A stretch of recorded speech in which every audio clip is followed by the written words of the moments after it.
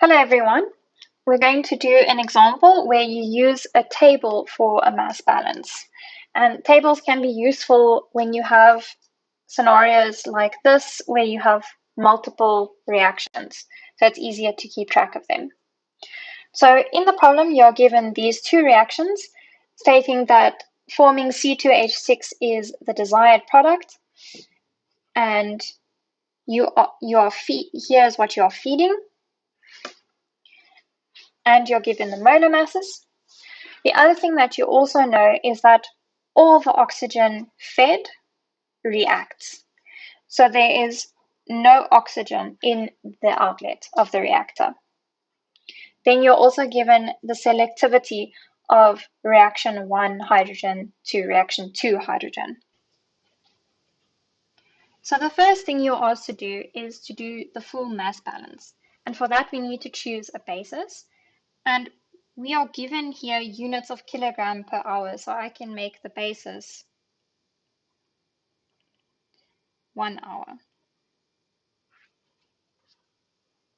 So the first thing, if you have set up your table the way I have done it here, you can fill in the given values, which is this 65 kilograms, and take note of the units, it is kilograms of C2H2, hydrogen, oxygen, C2H6, and the C2H4O2. Then the first thing that we want to do is to use the molar masses of these components to take them to kilomoles. So if you want to go from kilograms to kilomoles, you divide by the molar mass, and you are given all the molar masses over here. So the first one is 65 divided by 26. So we are left with 2.5 kilomoles. And you do the same thing. So 11 divided by 2. So 5.5. And so on.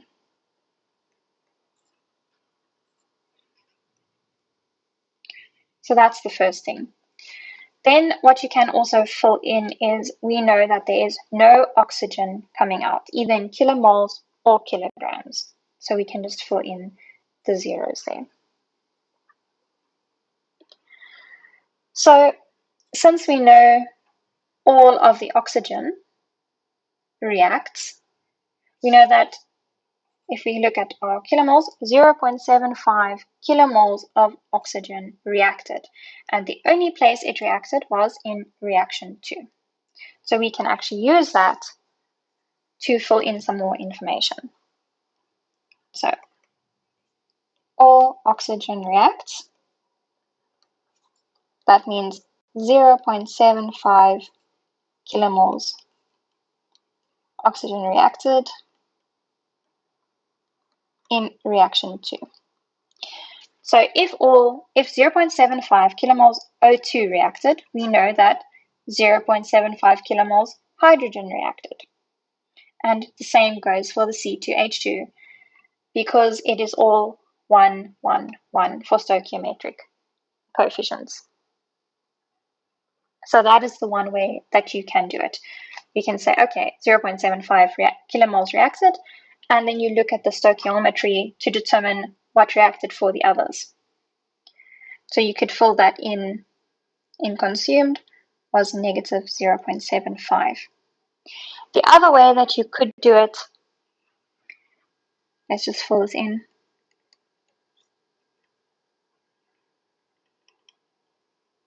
And this is all in reaction 2.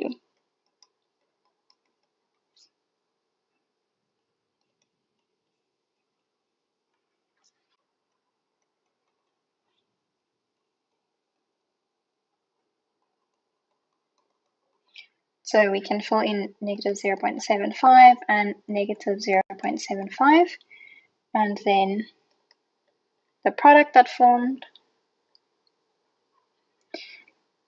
the product is this C2H4O2.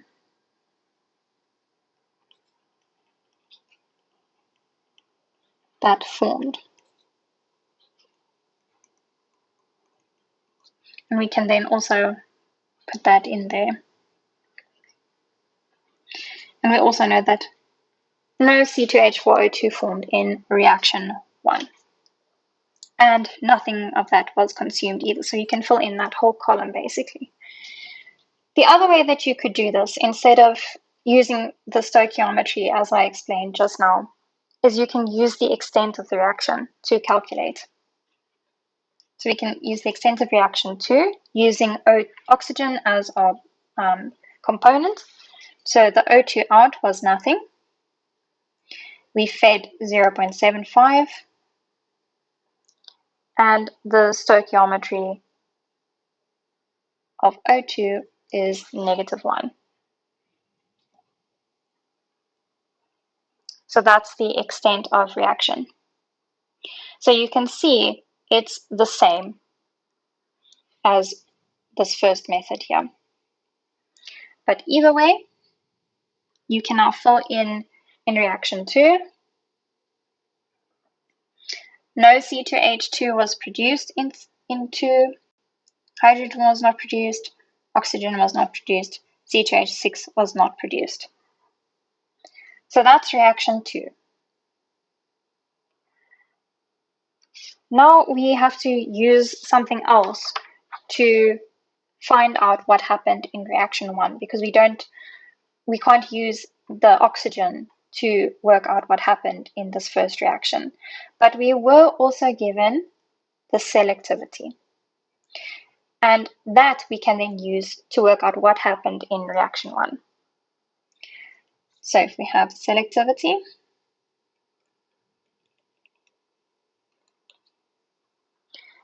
four moles of hydrogen are used in 1 for every 1 mole H2 used in 2.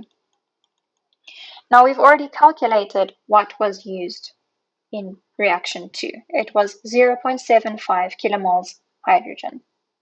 So if we want to find out how much was used in reaction 1, we can multiply it by that 0.75.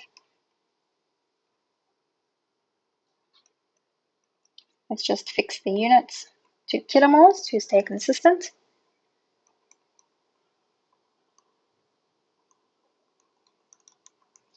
So you can see this unit cancels out with that. So we are left with 4 times 0.75, which is 3 kilomoles hydrogen used in reaction 1. So we can go then back to the table and fill that in.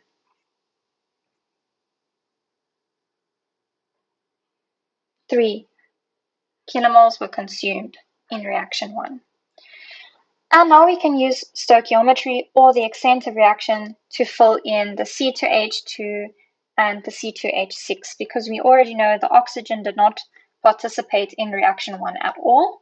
So we can also fill that in. No oxygen was consumed there.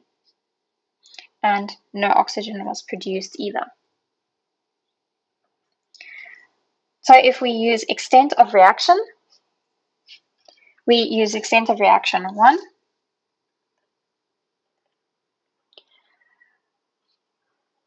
So we can then say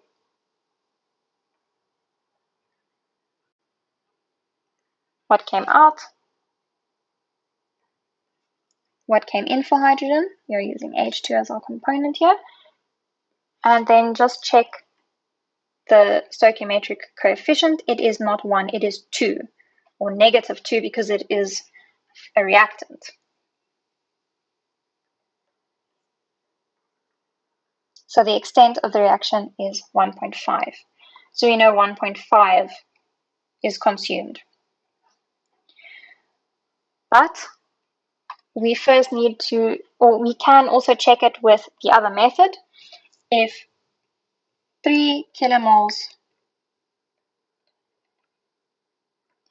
H2 is consumed, then we can work out using stoichiometry how much of the C2H2 was used. So it is a 1 to 2 ratio. So for every 1 mole of hydrogen, half a mole of C2H2 is used. So it is a half times 3.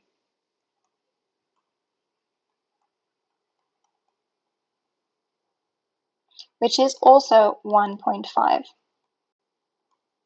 So you see you get the same answer again. And then you can just fill that into your table.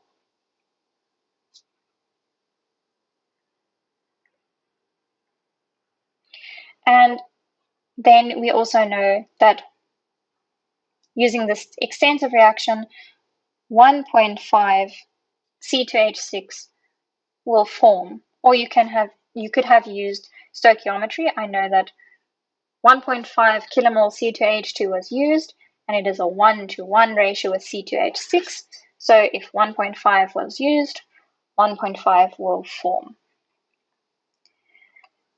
And we know that no C2H2 was produced, no hydrogen was produced. Sorry, this is in the wrong spot. No C2H6 was consumed, but 1.5 kilomoles was produced. So then you can add up all the totals here.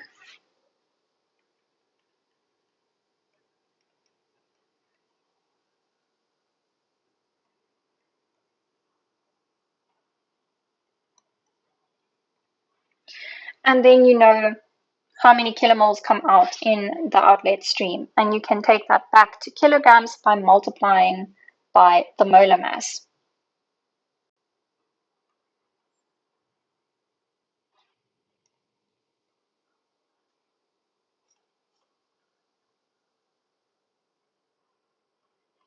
And then that is your complete mass balance done. And you can do a check to see if the kilograms in equal the kilograms out. So if we do the total here, this is 100 kilograms. And if we add all of these up at the bottom, we will also get 100 kilograms. Because while kilomole in does not necessarily equal kilomole out, kilogram in must equal kilogram out. So you can always do a check to make sure that you did your mass balance correctly. Now we can do the rest of the problem. So this was A. Now B, they want the percentage excess. And you can get those definitions again on page 56 to page 58. That is your list of definitions for these.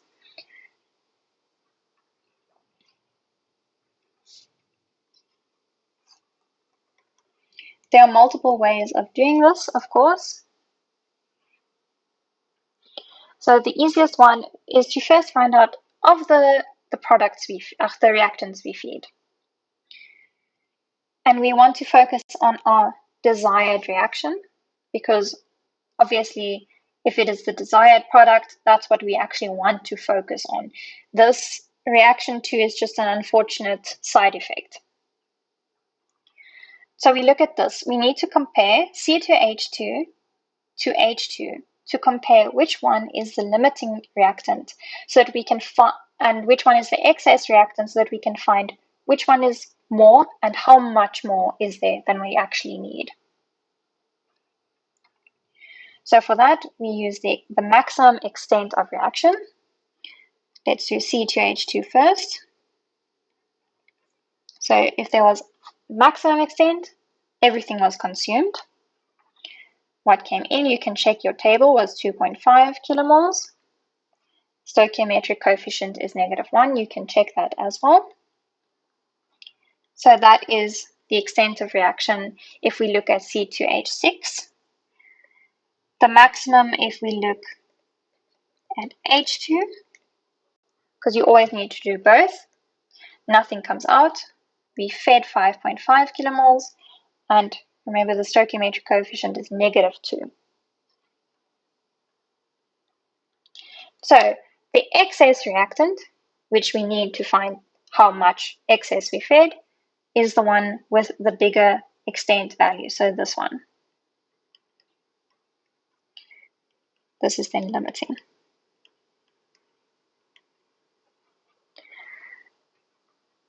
Then now we know hydrogen is in excess. So we compare how much hydrogen would we have fed if we fed stoichiometrically just focusing on C2H2. So 2.5 kilomole C2H2 fed. So if we work stoichiometrically, it is a 1 to 2 ratio. So for every 1 kilomole C2H2, we need 2 kilomoles of H2, which means we have 2 times that 2.5 H2 needed. So we need 5 kilomoles of hydrogen. But we don't only have 5 kilomoles. So to find the excess, we need how much extra did we actually feed?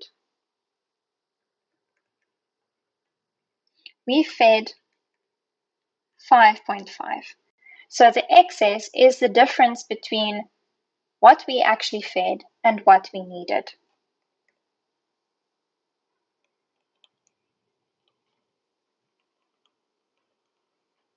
So we have 5.5 minus 5 over what we needed.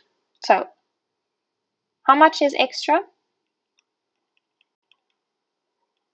over what we need? And we multiply it by 100 to make it a percentage, and we will find that this is 10% excess.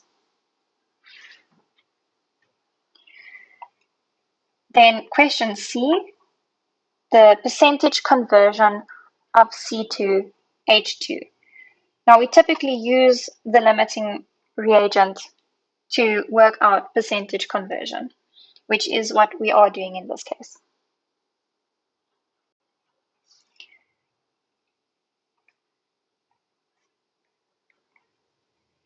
So percentage conversion, and again you can go check the definitions in your class notes for yourself. We have moles reacting, what actually reacted, over what could have reacted, which is all the moles in. And then we multiply it by 100 to get percentage.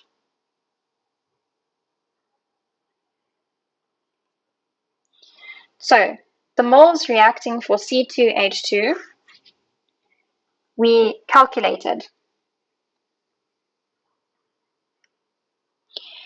And remember that it is the total in reaction 1 and reaction 2, because they did not specify the conversion in reaction 1 or the conversion in reaction 2. They asked for the total conversion. So you need to add that 1.5 to 0.75.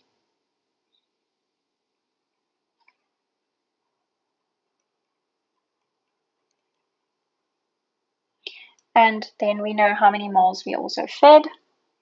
That was 2.5. And then you have a conversion of 90%.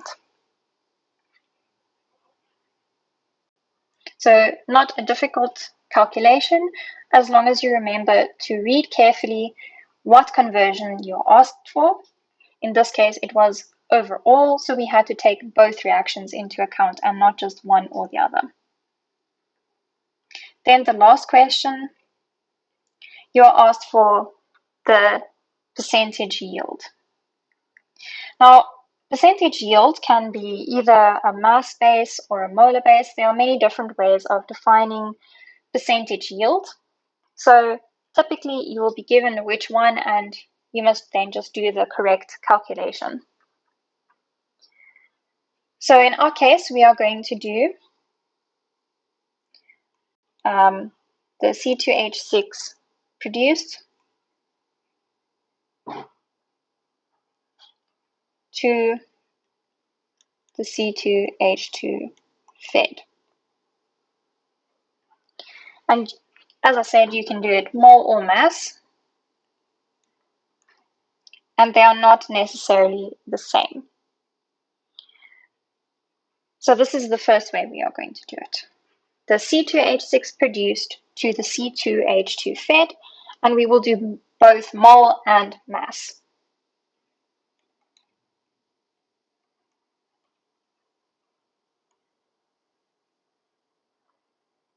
So if you go back to your table, the C2H6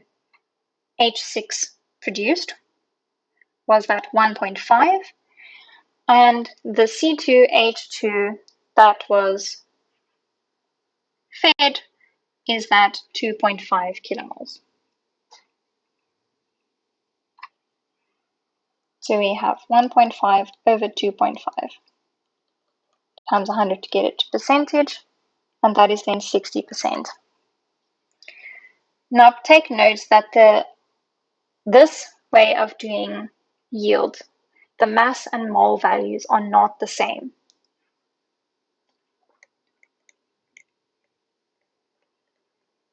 So to take to mass, we multiply by the molar mass, but we've already done that in the table, so we can just go back there.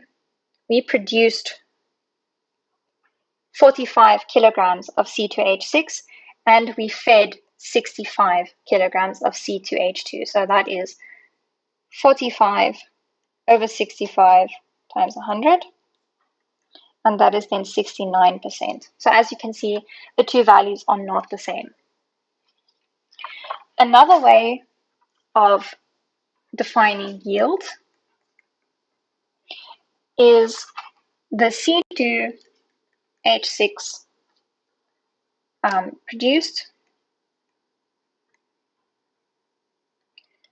to the C2H6 theoretically possible.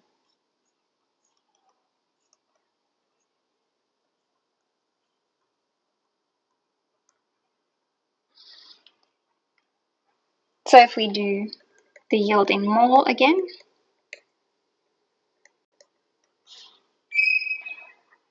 we actually produced 1.5. Now if you go look at the reaction, it is a 1-to-1 ratio of C2H2 to C2H6. So if I fed 2.5 kilomoles of C2H2, in theory, I could have got 2.5 kilomoles of C2H6 out, if that is then 100% conversion. So that is what is theoretically possible. But we actually only got 1.5 kilomoles out. So then we have 1.5 over 2.5. And that is 60%.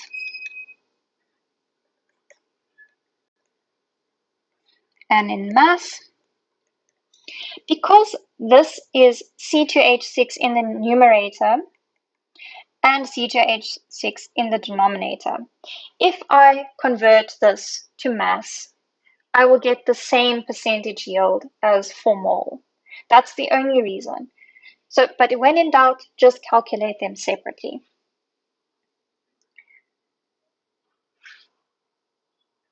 So we had 45 kilograms that actually came out, and in theory we could have had 75 kilograms. And that will also be 60%.